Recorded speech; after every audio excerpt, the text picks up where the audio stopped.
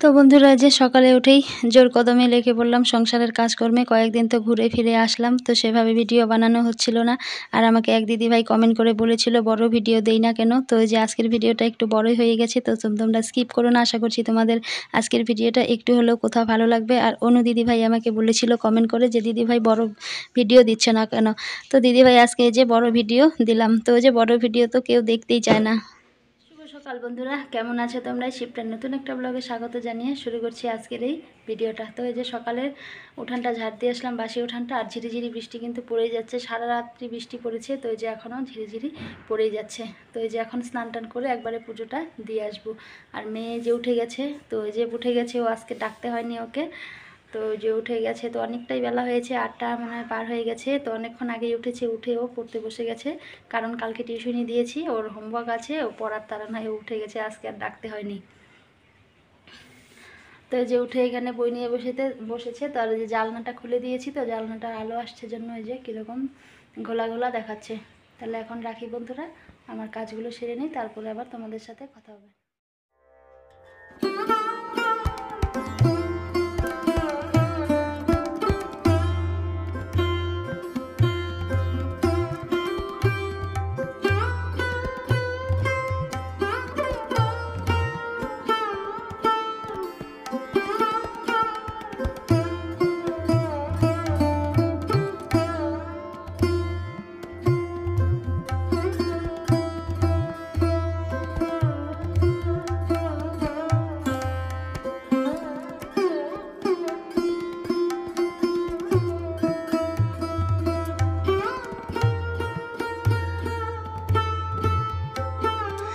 তো এই যে আমি এসে দেখি এই যে এসে বিচনগুলো তুলে ফেলেছে। তো ধান লাগিয়ে দিয়েছে, বিচন তুলে ধান লাগিয়ে দিয়েছে। আর এই ক্ষেতটায় দেখো কত জল হয়েছে। আর এই যে এদিকে কিছুটা বিচন আরও রয়ে গেছে, ধান বোনার আরও বাকি রয়ে গেছে।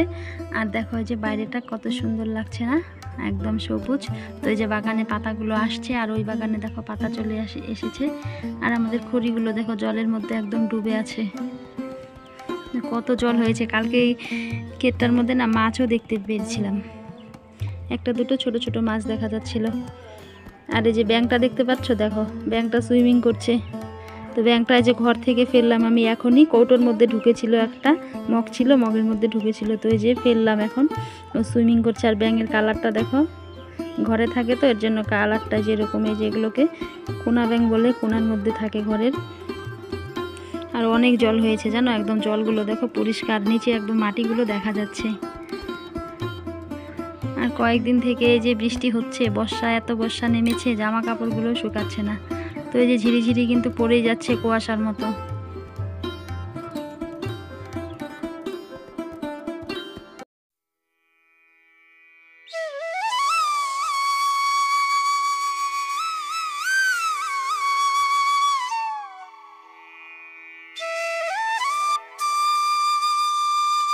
তো বন্ধুরা, এই যে রান্না বসিয়ে দিয়েছি দুদিকে, এদিকে উনানে আমি বসিয়েছি, আর এখানে যে দিদি মাছ ভেজে দিচ্ছে। দিদি বলতে আমার বড় যা এসেছে কালকে, তো আজকেই চলে যাবে। তো ওই যে রান্নাঘরে এদিকে উনানে ভাতটা বসিয়ে দিয়ে এসেছি। তো এদিকে যে পুজো টুজো দিয়ে যা যা কাজ ছিল সব কিছু সেরে, তো এই যে রান্নাটা বসিয়ে দিলাম। আর রান্নাটা বসিয়ে মানে দিয়েছি তো ঠিকই, কিন্তু উনানে কিন্তু জালটা একদমই জ্বলতেই যাচ্ছিল না। তো রান্নাটা যে কীভাবে শেষ হবে সেটাই চিন্তা করছি। তো যে ঘরটা তো একদমই ভিজে গিয়েছে। তো এই যে কয়েকদিন এত বৃষ্টি হয়েছিল, উঠানের উপর দিয়ে একদম জলের ঢল গিয়েছিল, সেজন্য ঘরটা ভিজে গিয়েছে। আর ঘরটা ভিজে গিয়েছে জন্য উনানটাও কিন্তু জ্বলতে চাচ্ছে না, একদমই উনানটা ভিজে গিয়েছে। তো এই যে শুকনো খড়িগুলো দিলেও মানে খড়িগুলো জ্বলতেই চাচ্ছিল না। তো এই যে কয়টা মাস যা কষ্ট হবে রান্নাবান্না করতে, 2-3টে মাস। তো এই 2-3টে মাসে আর কিন্তু ঘরটাও শুকাবে না, উনানটাও কিন্তু শুকাবে না। তো এই যে আস্তে আস্তে যখন ভাদ্র মাসটা চলে যাবে, টানের দিন চলে আসবে, তখন থেকে এই যে শুকাবে। তো এখন এই যে খড়িগুলো দিচ্ছি, একদমই জ্বলতে চাচ্ছিল না। খড়িগুলো একদম কয়লা হয়ে থাকে, কালো কালো হয়ে থাকে। তো এই যে খুবই কষ্ট হচ্ছে রান্নাবান্না করতে। তো এই যে বর্ষার 2-3টে মাস না খুবই কষ্ট হয় আমাদের উনানে রান্নাবান্না করতে। তো ওই যে একদমই ভিজে যায় ঘর, উনান সব ভিজে যায়। কিন্তু ওই খড়িগুলোকে কতভাবে দিয়ে উনানটা মানে জ্বালানোর চেষ্টা করছিলাম, কোনোভাবেই মানে জ্বলছিল না, সেই টিপ টিপ করে জ্বলছিল। তো এর আগে তো দেখিয়েছিলাম তোমাদের আমাদের উনানটাতে কত আগুন জ্বলতো, একদম দাউ দাউ করে আগুন জ্বলতো। তো এখন এই যে খড়ি বেশি লাগে, কিন্তু আগুনটা সেভাবে জ্বলতেই চায় না। তো এদিকে রান্না করব। মাছ নিয়ে এসেছিল দাদা, কাতল মাছের তেল ছিল অনেকটাই। তেলটা আজকে না খুবই ভালো ছিল, একদম খাসির তেলের মতো ছিল। সেটাই মানে ইসে করব, পেঁয়াজ দিয়ে আর বেগুন দিয়ে ভাজা করব। তো তেলটা বড়া খেলে ভালো হতো, ভালো লাগতো। যেহেতু দাদা বেগুন দিয়ে করলা দিয়ে ভাজতে বলেছিল, আর মা বললো যে করলা দিতে না, বললো করলা দিলে বাচ্চাগুলো আবার খেতে চাইবে না।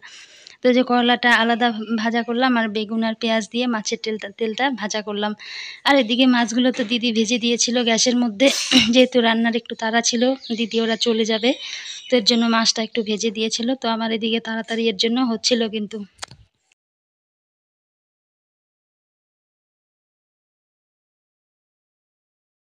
তো এদিকে আমি এখন এই যে তরকারিটা বসিয়ে দিয়েছি। তো তরকারিটা ভালো করে কষিয়ে নিব। তো এই যে কথাই আছে, তরকারি নাকি যত ভালো করে কষানো হয় সবজিটা, তো তরকারিটা নাকি খেতে অত টেস্টি হয়। তো এই যে অনেকক্ষণ ভরে আস্তে আস্তে কষিয়ে নিব, ভালো করে কষিয়ে নিয়ে তারপরে ঝোলটা দিব। আর যেহেতু আমরা না গুঁড়া মশলা কিন্তু একদমই ব্যবহার করি না, বাটা মশলা দিয়ে রান্না করি।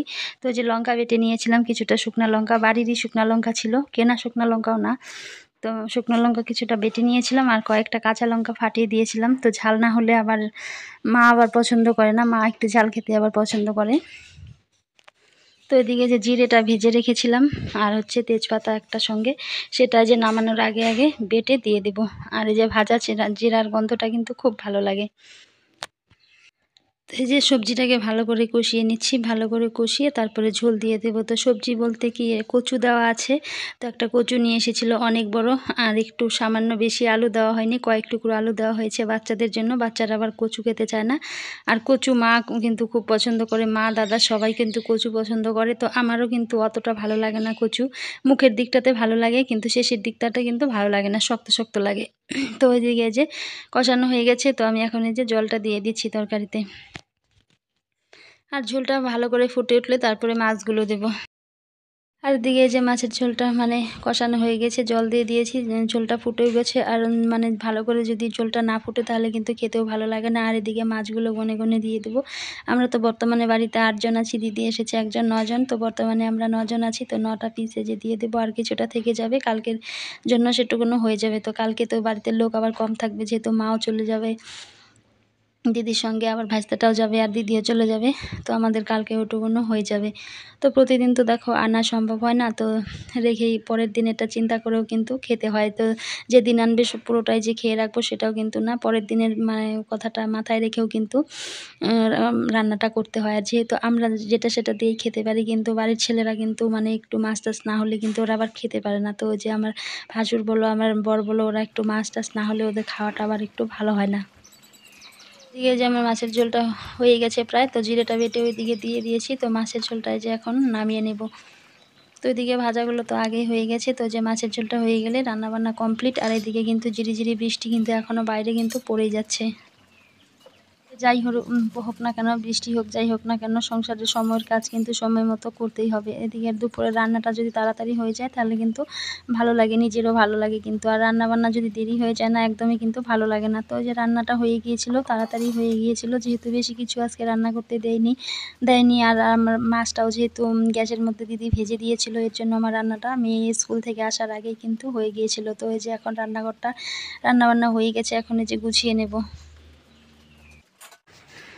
তো বন্ধুরা এই যে রান্নাবান্না হয়ে গেছে। তো কাতল মাছের ঝোল, এই যে কচু দিয়ে আলু দিয়ে, আর হচ্ছে এখানে এই যে করলা ভাজা, আর হচ্ছে যে মাছের তেল ভাজা। আজকে মাছের তেলটা না অনেক বড় ছিল। আর আমাদের ঘরের অবস্থা দেখো, ঘর ভিজে গেছে একদমই, উনানে জাল জ্বলতে চাইছে না।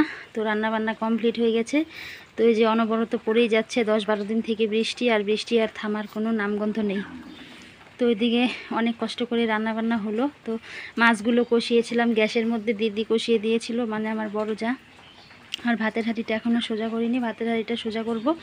তো যা আবার চলে যাবে, তো মাও যাবে, যার সঙ্গে ওখানটায় আবার ভাস্তির বাড়িতে পুজো আছে, ওখানটায় যাবে। তো আমার মেয়ে যাবে না, কারণ আমরা কয়দিন আগেই ঘুরে আসলাম, এর জন্যই যাব না, তা না হলে আমরাও যেতাম। তো এই যে আমার মাথাটা দেখো ছাই একদম ভরে গেছে। তো এই যে রান্নাবান্না হলো, তো এখন এই যে রান্নার বাসনগুলো ধুয়ে নিয়ে আসি। তো এখন রাখি বন্ধুরা, পরে কথা হবে। তো এই যে দেখো বন্ধুরা, গরম উনানের উপরে এই যে খড়ি রদ করে রাখছি, এগুলো গরম হবে, আবার কালকে এগুলো দিয়ে রান্না করব।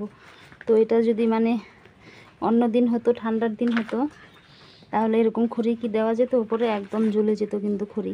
এরকম অবস্থা হয়েছে, সব একদম ড্যাম হয়ে আছে, খড়িগুলো জ্বলতেই যাচ্ছে না। তো এই যে খড়িগুলো ওইখানটায় দিয়ে রাখছি, তো সারা রাত্রি থাকে, সারা রাত্রি না, শোয়ার আগে এখান থেকে সরিয়ে দিব। তো ওই যে অনেকটাই ঝরঝরে হয়ে যাবে। তো উনান দেখাই যাচ্ছে না, দেখো উনানের উপরে চা খড়িগুলো ওই যে দিয়ে রেখেছি। উনানে দেখো ওই যে রান্নার সঙ্গে সঙ্গে আগুনে যে টিপ টিপ করছে। আর এমনি সময় যখন তোমাদের এর আগে দেখিয়েছিলাম কীরকম আগুন একদম ঘ ঘ করতো, তো এই যে এমন অবস্থা হয়েছে, চারদিকে বৃষ্টিতে সব কিছু একদম ভিজে হয়ে গেছে। ভাতের ফ্যানটা ছিল, তো ভাতের ফ্যানটা গরুর ওখানটায় দিয়ে আসি। তো গরুগুলো তো অনেক আগেই খাইয়েছে, তো দাদা খাইয়ে রেখে রেশনে গেছে, তো ওদের গরুগুলোকে খাওয়াচ্ছে। এখন ওই যে পাকা কাঁঠাল গাছ থেকে পারছে, কাঁঠাল তো আমরা খাচ্ছি না, তো গরুগুলোর খাওয়ায় যে ভালো হচ্ছে, বর্ষায় ঘাসও কাটতে পারছে না। তো যে কাঁঠাল দিয়ে জল দিয়ে ভুট্টা জাল করে দেওয়া হয়েছিল, ওগুলো দিয়ে ওদের খাওয়ানো হয়ে গেছে। তো এই যে বাসনপত্র মেজে রান্নাবান্না করে সব গুছিয়ে রেখে আসলাম। তো এই যে চুলগুলো একদম ভেজা ছিল, জানো, চুল ছেড়ে তো আর রান্না করতে পারি না। তো এই যে চুলগুলো এখন একটু ছেড়ে ফ্যানের নিচে বসেছি। এদিকে দেখো আমার রান্নাটা হয়ে গেছে, আর মেয়ে এদিকে স্কুল থেকে চলে এসেছে, ওর জেঠুর সঙ্গে এসেছে। তো দাদা আবার রেশনে গিয়েছিল দিদিকে নিয়ে, মানে আমার যা বড় যা এসেছে শিলিগুড়ি থেকে।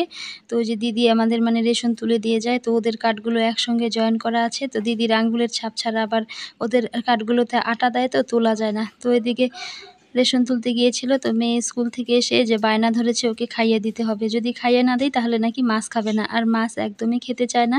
তো বলছিলাম আমার ভিডিওর কাজ আছে, তুই হাত দিয়ে খা, তো ও খাবে না কিছুতেই, বলছে তাহলে আমি মাছ খাবো না। তো এই যে বাধ্য হয়ে কি করব, আমাকে ব্ল্যাকমেল করছিল যে মাছ খাবে না। আর দেখো মায়ের মন, ভালো লাগে ছেলে মেয়েরা যদি না খায়, তো এই যে বাধ্য হয়ে খাইয়ে দিতে হয়েছিল। তো ওকে আবার টিউশনি দিয়েছি, যেহেতু দুদিন থেকে, তো আবার যাবে 4টের দিকে পড়তে যাবে। তো ভাবলাম খাইয়েই দেই ভালো করে, তো ভাতটা একটু কম খাক, মাছটা যদি খায়। আর এদিকে যে দিদি ওরা খাওয়া দাওয়া করে রেডি হয়ে গেছে, মাও যাবে সঙ্গে, ভাস্তা যাবে, তো মেয়ে যাবে না, ওর সামনে একটা পরীক্ষা আছে। আর এক জায়গা থেকে ঘুরে আসলাম, এর জন্য মেয়ে আর এখন যাবে না। তো দিদিদের বাড়িতে, ওখানটায় দিদির মেয়ের বাড়িতে পুজো আছে, সেই উপলক্ষেই মা যাচ্ছে, আর মা অনেক দিন থেকে যায়ও না। তো এই যে টোটো চলে এসেছে, রাস্তায় টোটো দাঁড়িয়ে আছে, আর মেয়ে ওদের সঙ্গে যাচ্ছে, সামনেই ও নেমে যাবে, ওইখানটায় ওর টিউশনি আছে। তো যে টোটোতে করে গিয়ে তারপরে ওরা বাসে উঠবে। তো যে এখন কিন্তু বিকেল 4টার মতো বেজে গেছে কিন্তু। তো এই যে ওরাও বেরিয়ে পড়লো। আর এদিকে দেখো আমার ঘরের কি অবস্থা, কি হাল হয়ে আছে। তো মেয়ে স্কুল থেকে এসেছে, তো বইপত্র ওভাবেই রেখে গেছে বিছানায়। তো বলেছে মা বইগুলো গুছিয়ে রেখো। আর এদিকে স্কুল থেকে এসে স্কুল ড্রেসগুলো ওভাবেই খুলে রেখেছে, ঝিরিঝিরি বৃষ্টি পড়ছিল, স্কুল ড্রেসগুলো একটু হালকা ভেজাও ছিল। তো আমিও খেয়াল করি নাই, দেখলাম ওগুলো ওই যে চেয়ারের উপরেই পড়ে আছে। তো এই যে ওরা মানে সবাই বেরিয়ে গেল, তো আমি ওই যে কাজকর্মগুলো একটু সেরে নিই। তো এই যে বই মানে কিছুটা গুছিয়ে নিয়ে গেছে টিউশনিতে, আর কিছুটা যে ওইভাবে ছড়িয়ে রেখে গেছে। তো ওগুলো এখন গুছিয়ে নেই, বিকেল হয়ে গেছে, তো এখন ঘরটরগুলো একটু গুছিয়ে তারপরে ঝাড় দিয়ে নেব। তো এই যে এইভাবেই সংসারের কাজগুলো গুছিয়ে করলে পরে সকাল থেকে কিন্তু খুব তাড়াতাড়ি হয়ে যায় কাজগুলো, আর কাজ নিয়ে কিন্তু কোনো টেনশনই থাকে না। তো এদিকে সব কাজকর্ম হয়ে গেছে, খাওয়া দাওয়া হয়ে গেছে, তো এখন আমি অনেকটা সময় রেস্ট নিয়েছিলাম রান্না খাওয়া করে। তো সবাই এদিকে বেরিয়েও গেছে, তো তোমরা দেখতেই পেলে দিদিরা দিদিদের বাড়িতে চলে গেল, মাও গেল সঙ্গে, আর মেয়ে ওইদিকে টিউশনিতে চলে গেল। তো এখন না যে ঘরগুলো গুছিয়ে নিই, সন্ধ্যেবাতি দেওয়ার আগে ঘর গুছিয়ে নিয়ে তারপরে ফ্রেশ হয়ে আসবো। তো মেয়েকে এদিকে আবার এগিয়ে আনতে যাব। আর আমি ভিডিওতে যেহেতু ভয়েস ওভারটা পরে দিচ্ছিলাম, তো মেয়েকে এদিকে আনতে যাওয়ার আগেই ও চলে এসেছিল। তো আজকে তাড়াতাড়ি গিয়েছিল, তাড়াতাড়ি পড়িয়েছে, তো চলে এসেছে। তাহলে আজকের ভিডিওটা বন্ধুরা এই অবধি, দেখা হবে পরের কোনো ভিডিওতে। ততক্ষণে তোমরা ভালো থেকো, সুস্থ থেকো।